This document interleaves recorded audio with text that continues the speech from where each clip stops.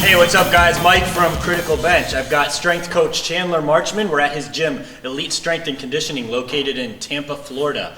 Today we're going to go over the 225 bench press rep test.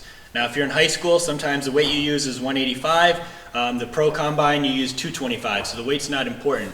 Basically the first thing we're going to do in this video is go over the test itself, what the rules are to make sure you're doing it correctly and don't lose any problems with that. Now Nike and Under Armour are usually the ones that run the standardized testing, so those are some of the rules that we're going by. And I'm going to hand it over to Chandler now. He's just going to demonstrate some of the rules of the test first of all. First and foremost, the points of contact are what you're going to have to address.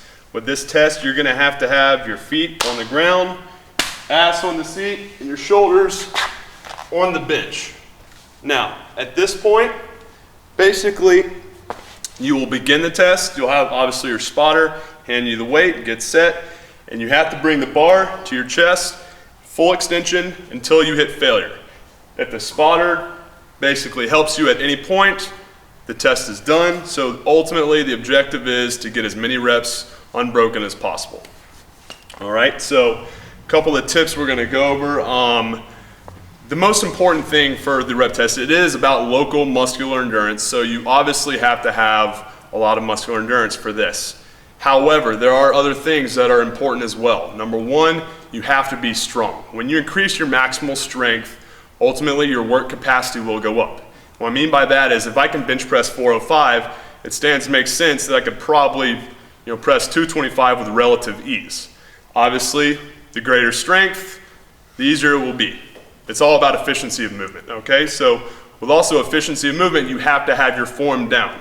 One of the things we'll go over with form is basically how to minimize the range of motion so it becomes a more efficient movement. Another thing, let's see. Tip number 3 coming up? Tricep strength. Yep. All right, if you have the advantage of working at a gym, training at a gym that has boards, accommodated resistance like bands or chains, it will help because it will basically utilize the triceps more, and that's really going to be important for your lockout when doing a test like this. But if you don't, just really focus on overloading the triceps both during the bench test and also after with your supplemental work as well.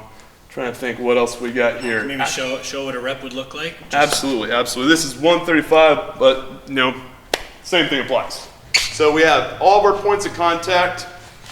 I'm bridging up. Now a lot of y'all might not have the same height on your bridge, but it's important just basically have the points of contact. Feet, ass, shoulders, and head. You get a handoff? Yeah. For the test? Yep. So the spotter, bring it in. It's important to note I'm not going to press up and out.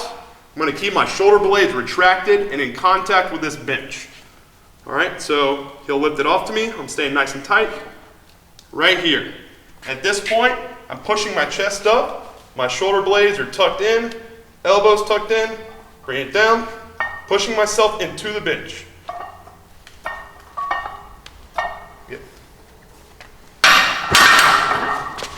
Now, it's important to know with the form, it's all about efficiency of movement. If I had a flat back and my shoulder blades were rounded, if you notice, the movement would be a lot farther. Okay, so what would be, versus right here, a very short, efficient movement. If I'm flat, that's about another 6 inches. That's another 6 inches, and over time, that will make a big difference. I'll jump in with a tip here too. Make sure your handoff guy knows not to lift the bar way too high and overextend you, because you could be locked in with a good range of motion, and now when you get the handoff, it lifts you up off the bench and pulls you out of your position. Absolutely.